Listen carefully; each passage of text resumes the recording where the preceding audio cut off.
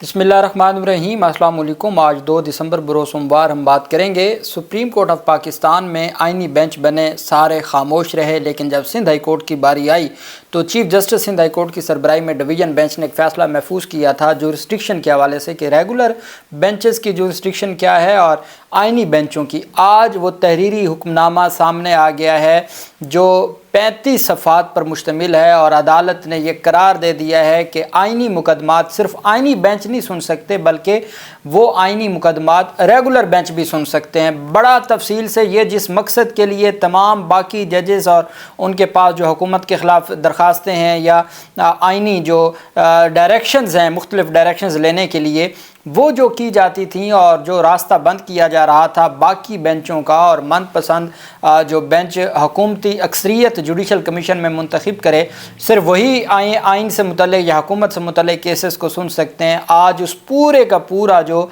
मकसद था, मंसूबा था, उसको ख़त्म कर दिया है सिंध हाई कोर्ट के इस फ़ैसले ने। और मैं समझता हूँ कि हमारी मुअज़्ज़ज़ सुप्रीम कोर्ट ऑफ पाकिस्तान को भी इसी फ़ैसले की रूह से देखना होगा कि किस तरीके से सिंध हाई कोर्ट के चीफ जस्टिस की सरबराही में बेंच ने एक इतना बड़ा आइनी फ़ैसला और दलेराना फ़ैसला दिया है जिसकी जितनी तारीफ़ की जाए वो कम है।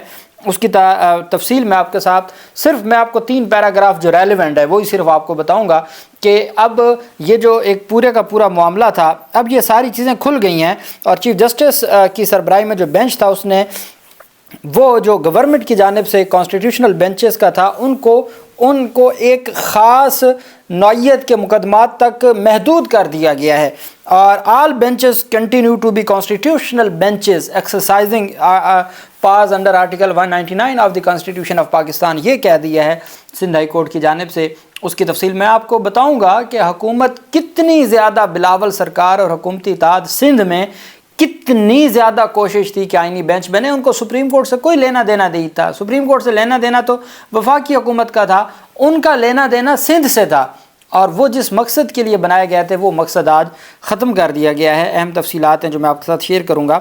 सबसे पहले मैं आपको बताता चलूँ कि पाकिस्तान तहरीक इंसाफ के सरबराह इमरान खान से मुतल्लिक जो 4 और 5 अक्टूबर जब पाकिस्तान तहरीक इंसाफ का पहला एहतजाज था डी चौक, जिसमें अली अमीन गंडापुर चाय पीने गए थे और फिर वापस ना आए, उन मुकदमात में भी गिरफ़्तार कर लिया गया है इमरान खान को। चूँकि आज उनका पहले मुकदमे में रिमांड ख़त्म हुआ है, इस वक्त तक पाकिस्तान तहरीक इंसाफ के वकला की मुलाकात नहीं हुई। चूँकि रिमांड का जब अदालत जो जज हैं दहशतगर्दी अदालत रावलपिंडी के, वो रिमांड का केस सुनने के लिए जाएंगे अडयाला जेल, तो पाकिस्तान तहरीक इंसाफ के वकला ने कहा कि हम भी जाएंगे। अगर आज मुलाकात ना हुई तो हमारी पिटीशन तैयार है, हम आज ही इस्लामाबाद हाई कोर्ट से रजू करेंगे। साथ ही हुकूमत की जानिब से इमरान खान की 28 सितंबर, 4 अक्टूबर और 5 अक्टूबर के 6 मुकदमात में गिरफ़्तारी डाल दी गई है, जबकि 24 नवंबर एहतजाज के 28 मुकदमात में ताहाल गिरफ़्तारी नहीं डाली गई। साबिक़ वज़ीर आज़म का इन मुकदमात में आज 7 रोज़ा वो जो मैंने आपको बताया था इस्लामाबाद हाई कोर्ट में आज समाअत होनी है, वो भी मैं आपको बताऊँगा। अभी समाअत वहाँ नहीं हुई। साबिक़ वज़ीर आज़म का इन 6 मुकदमात में आज 7 रोज़ा जिस्मानी रिमांड लेने की इस्तदा की जाएगी। तमाम 6 थानों के तफ्तीशी अफसरान ने गिरफ़्तारी डालकर 7 रोज़ा जिस्मानी रिमांड की दरख्वास्तें अदालत में पेश कर दी हैं। गिरफ़्तारी रिपोर्ट अदालत में पेश कर दी गई है। दरख्वास्तों की समाअत अडयाला जेल में, जिसमें तमाम तफ्तीशी अफसरान को अडयाला जेल में पहुँचने की हदायत की गई है। प्रोसिक्यूटर अमीन मिनहास के मुताबिक थाना न्यू टाउन केस में जिस्मानी रिमांड मुकम्मल हो गया है और इमरान खान को मज़ीद 7 मुकदमात में नामज़द किया गया है। अदालत में पहले न्यू टाउन जिस्मानी रिमांड केस, फिर GHQ केस हमला केस की समाअत होगी। जज ने कहा कि इन दोनों केसेस की समाअत के बाद जो नए मुकदमात इमरान खान पर हैं 6 केसेस, उनके ऊपर हम समाअत करेंगे और अब देखना यह है कि उसमें अदालत में मज़ीद क्या पेशरफ़ सामने आती है और क्या पाकिस्तान तहरीक इंसाफ के वकला को रसाई दी जाती है या नहीं दी जाती। दूसरी तरफ जो अहम पेशरफ सामने आई है, अच्छा, एक तो जो हुकूमत की जानिब से ये बयानिया दिया गया था कि मुराद सईद खैबर पख्तूनख्वा वज़ीर आला पेशावर हाउस में हैं, उस पर वज़ीर आला के तर्जमान की जानिब से कहा गया है कि जी ये मौजूदगी का जो दावा है वो मज़ह का खेज़ है। मुराद सईद की मौजूदगी का शर्मिंदगी उठाना चाहते हैं तो वज़ीर आला हाउस आके चेक कर लें। बैरिस्टर सैफ ने कहा कि जो हमें ख़ुद नहीं मालूम मुराद सईद कहाँ हैं, अगर पता होता तो उनके लिए हम ज़रूर कुछ करते। अगर इन लोगों को मुराद सईद नज़र आया था तो उसे पकड़ लेते। इन्हें मुराद सईद को पकड़ने से किस चीज़ ने रोका था? انہوں نے کہا مراد سعید اسلام آباد جا کر کیسے بھاگ گیا، وہ وہاں نہیں تھا، معلوم ہوتا تو عطا تارڑ سے پوچھ کر میں بھی مراد سعید سے مل لیتا۔ ان کا کہنا تھا کہ حکومت نے ہمیں سنگجانی میں احتجاج کی آفر کی ہے، لیکن اگر ہم ڈی چوک بھی گئے ہیں تو یہ کسی کے پاس اختیار نہیں تھا، گولی کیوں چلائی ہے، گولی نہیں چلانی چاہیے تھی۔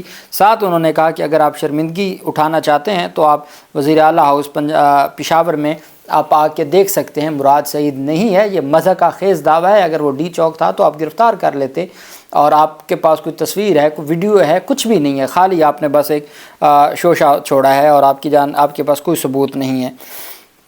دوسری طرف جو ہے پیشرفت سامنے آئی وہ عافیہ صدیقی کیس میں اسلام آباد ہائی کورٹ کے جسٹس سردار اعجاز اسحاق خان صاحب نے سماعت کی ہے۔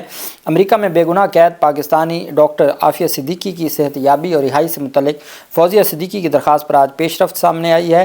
یہ وہ ہے جس میں سمری وزیر اعظم کے پاس پینڈنگ تھی اور جسٹس سردار اعجاز اسحاق خان نے کہا تھا کہ سمری کے اوپر PTI لکھ دیں، وہ فوری طور پر وزیر اعظم کے پاس پہنچ جائے گی، یہ وہ والا کیس ہے۔ سردار اعجاز اسحاق خان صاحب نے سماعت کی۔ ایڈیشنل اٹارنی جنرل پیش ہوئے، نمائندہ وزارت خارجہ ڈاکٹر فوزیہ صدیقی کے وکیل عمران شفیق اور عدالتی معاون زینب جنجو عدالت میں پیش ہوئے۔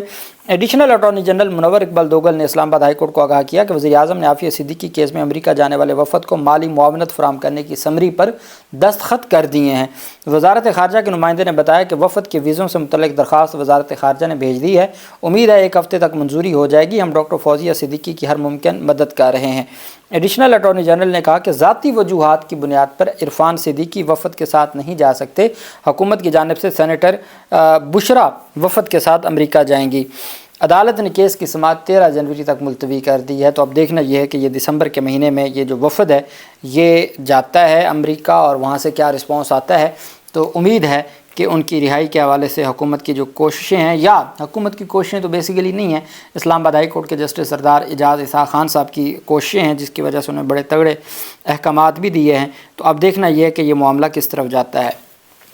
میں نے آپ کو بتایا تھا سندھ ہائی کورٹ میں، چونکہ جب سندھ ہائی کورٹ میں آئینی بینچ بنانے تھے تو اس وقت chief justice Sindh high court نے سب سے پہلے یہ اوپینین دی تھی کہ تمام ہائی کورٹ کے جو ججز ہیں انہی کو آپ کانسٹیٹیوشنل بینچ سمجھ لیں، چونکہ تمام کیسز 199 کے تحت آتے ہیں، تو کسی صورت بھی وہاں پہ آپ اس کو الگ نہیں کر سکتے۔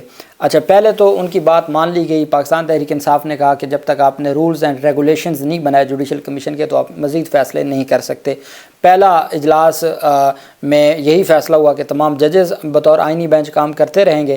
پھر دوبارہ اجلاس ہوا تو اس میں جو چیف جسٹس آف پاکستان ہیں، جسٹس منصور علی شاہ ہیں، جسٹس منیب اختر ہیں اور chief justice Sindh high court, یہ چاروں جو سینئر ججز ہیں ان کی جانب سے اعتراض کیا گیا کہ ہائی کورٹس میں آئینی بینچ نہیں ہونے چاہیے، وہاں تمام ججز کو ہی آئینی بینچ بنایا جائے۔ لیکن وہاں پر حکومتی اتحاد کی چونکہ اکثریت تھی، انہوں نے 9ویں نمبر والے جو تھے ان کو ہیڈ بنا دیا اور باقی انہوں نے پھر 12ویں 14ویں 18ویں 21ویں 22ویں 24ویں اور 28ویں نمبر والے 9 جج تعینات کر دیے، جس پہ پھر جسٹس عمر سیال صاحب نے ایک خط لکھ دیا کہ آغا صاحب کو جو آئینی بینچ کے سربراہ ہیں سندھ ہائی کورٹ کے جناب والا، میں معذرت کرتا ہوں چونکہ سینئر ججز ہیں، تو جب سینئر ججز اس میں شامل نہیں ہیں تو میں کیسے اس میں شامل ہو سکتا ہوں، اور بیسیکلی یہ سینیورٹی کی بنیاد پر بنائے جانے چاہیے اگر کوئی آئینی بینچ بنانا بھی ہے۔ جس کے اوپر پھر سندھ بار کونسل نے chief justice Sindh high court کو خط لکھ دیا ہے کہ جی چیف جسٹس آف پاکستان کو خط لکھ دیا ہے کہ جسٹس عمر سیال کے خلاف کارروائی کی جائے، انہوں نے جوڈیشل کمیشن کے فیصلوں پر سوالات اٹھائے ہیں۔ میں نے آپ کو بتایا تھا chief justice Sindh high court کی سربراہی میں بینچ نے فیصلہ محفوظ کیا تھا کہ کیا کوئی ریگولر بینچ بھی کچھ سن سکتے ہیں یا سارا کچھ ہی آئینی بینچوں نے سننا ہے۔ انہوں نے واضح کر دیا ہے، آج فیصلہ محفوظ کیا تھا، آج وہ فیصلہ سنا دیا گیا ہے۔ اب ہوا یہ، میں نے آپ کو بتایا کہ کئی سروس کے معاملات ہیں، کئی کرمنل کیسز ہیں، کئی سول کیسز ہیں، جس میں آخر میں آ جاتے جی کہ جو پٹیشنر ہے یا اپیلانٹ ہے اس کا جو article 4، article 9، article 10، article 14، article 19، article 25 کسی آئین کے آرٹیکل کا وہ حوالہ، جب آپ چونکہ جو ہائی کورٹ یا سپریم کورٹ ہے ان کو کہا جاتا ہے یہ کانسٹیٹیوشنل کورٹس ہیں، وہ 199 کے تحت ہائی کورٹس کے پاس اوریجنل جورسڈکشن ہے اور جو 184 کے تحت ہے سپریم کورٹ کے پاس، تو ان کو آئینی عدالتیں ہی کہا جاتا ہے۔ تو جب ہم آئینی عدالتوں میں اپیل دائر کرتے ہیں، ریویژن دائر کرتے ہیں، ریٹ فائل کرتے ہیں، تو ہم جہاں پہ ریٹ میں تو آپ آرٹیکل 199 کے تحت ہی دائر کرتے ہیں، لیکن جب آپ اپیل یا سول اپیل یا کرمنل اپیل یا ریویژن فائل کرتے ہیں تو آپ اس میں بھی آئینی کسی آرٹیکل کا حوالہ دیتے ہیں۔ اب انہوں نے جو 26ویں ترمیم میں کہ جہاں بھی آئین کا حوالہ آ جائے گا وہ کیس چلا جائے گا آئینی بینچ میں، سمجھ گئے، جہاں بھی حوالہ آ جائے گا۔ یہی کام سپریم کورٹ آف پاکستان میں ہوا۔ سپریم کورٹ آف پاکستان میں بھی ابھی تک یہ کنفیوژن برقرار ہے، وہ کیس ریگولر بینچ آئینی بینچ کو بھیج دیتا ہے، آئینی بینچ واپس کر دیتا ہے۔ لیکن یہ اگر کسی نے سٹینڈ لیا ہے، کسی نے اس معاملے کو حل کرنے کی کوشش کی ہے اور اپنا کردار ادا کیا ہے، تو وہ chief justice Sindh high court ہے، میں ان کو سلام پیش کرتا ہوں۔ وہ کام جو ان سے بڑوں کو کرنا چاہیے تھا وہ chief justice Sindh high court نے کر دیا۔ انہوں نے فیصلہ محفوظ کیا کہ ہم پہلے دیکھیں کہ دائرہ اختیار کس کا بنتا ہے، کیا جو باقی ریگولر بینچ ہیں ان کا بھی کوئی دائرہ اختیار ہے، یا سارا کچھ ہی جانا ہے کہ آغا کی سربراہی میں 9 رکنی جو آئینی بینچ ہے ان کے پاس۔ اس پر انہوں نے فیصلہ محفوظ کیا۔ فیصلہ محفوظ انہوں نے آج سنایا۔ موٹی بات میں آپ کو بتا دوں، انہوں نے بہت ٹیکنیکل کام کیا ہے، اور جس کے بعد حکومت کا جو مقصد تھا کہ ہر حکومتی کیس جائے گا آئینی بینچ میں، اب ایسا نہیں ہوگا۔ انہوں نے کہا ہے کہ آپ نے دیکھنا یہ ہے، آپ نے پوری ریٹ نہیں دیکھنی، کیونکہ آرٹیکل 199 کے پہلی بات انہوں نے یہ کی کہ جو آرٹیکل 175 ہے اس کے تحت جو ہائی کورٹس کے تمام ججز ہیں وہ آئینی ججز ہیں، وہ آئینی ان کے پاس اختیار ہے، پہلی بات۔ دوسری بات انہوں نے کہی کہ آپ نے یہ نہیں دیکھنا کہ پٹیشن میں کیا لکھا ہے، پٹیشن کا ٹائٹل کیا ہے، بلکہ آپ نے صرف اس کی جو پریئر ہے، استدعا ہے، وہ دیکھنی ہے۔ اگر اس کی استدعا یہ ہے کہ جی حکومت کو کہا جائے یہ ڈائریکشن دی جائے، حکومت کو کہا جائے یہ کام نہ کیا جائے، حکومت کو اس چیز سے روکا جائے، حکومت کو یہ کہنے کا، یہ مختلف طرح کی ریٹ ہوتی ہیں۔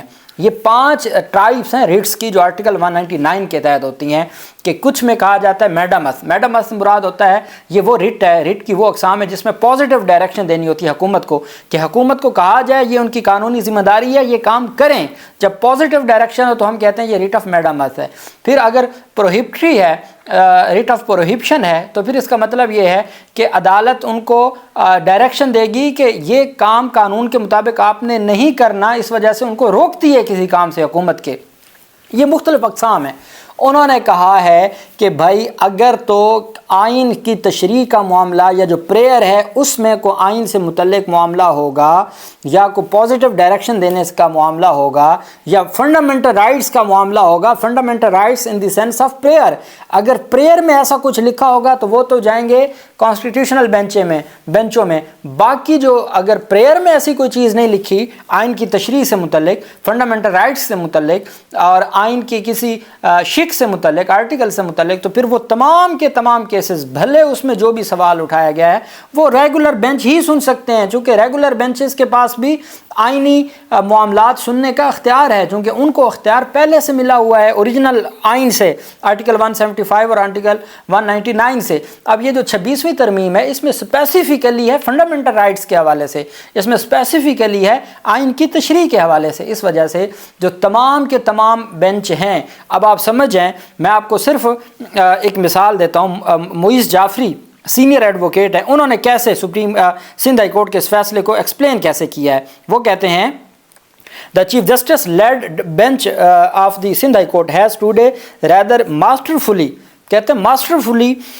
put the government mandated constitutional benches in their compartmentalized place، کہ جو بڑے خوبصورتی کے انداز میں سندھ ہائی کورٹ کے بینچ نے چیف جسٹس کی سربراہی میں جو حکومتی آئینی بینچ ہیں ان کو ایک خاص معاملات تک یا ڈپارٹمنٹ تک محدود کر دیا ہے۔ پھر آگے کہتے ہیں all benches continue to be constitutional benches exercising territorial jurisdiction which declaratory specific powers belonging to the government made benches، جو گورنمنٹ میڈ جو بینچز تھے، جو پاور ساری کی ساری حکومت ان کو دینی چاہتی تھی، وہ تمام بینچوں کو دے دی گئی ہے، وہ ریگولر بینچوں کو بھی سندھ ہائی کورٹ نے دے دی ہے۔ اور اس کے بعد وہ کہتے ہیں کہ جی جو ہے وہ جو مقصد ہے وہ ختم ہو گیا، جو مقصد تھا، جس مقصد کے لیے یہ سارا کچھ، اور 26ویں یعنی ترمیم بلاول نے جو زور لگایا تھا، معیز جعفری کہتے ہیں وہ مقصد ختم ہو گیا سندھ ہائی کورٹ کے اس فیصلے کے بعد۔ اب وہ تمام کیسز تمام ججز سنیں گے۔ یہ میں سمجھتا ہوں کہ یہ اگر ایسے فیصلے ہماری معزز عدلیہ دینے لگ جائے اور ایسے سٹینڈ لے تو ان کے پاس پاور ہے، وہ سٹینڈ لے سکتے ہیں۔ بڑوں سے بھی ہمیں بڑی امید تھی لیکن ابھی تک خاموشی ہے۔ اللہ پاک پاکستان کامیاب و ناصر ہو۔ بہت شکریہ۔ اللہ حافظ۔ پاکستان زندہ باد۔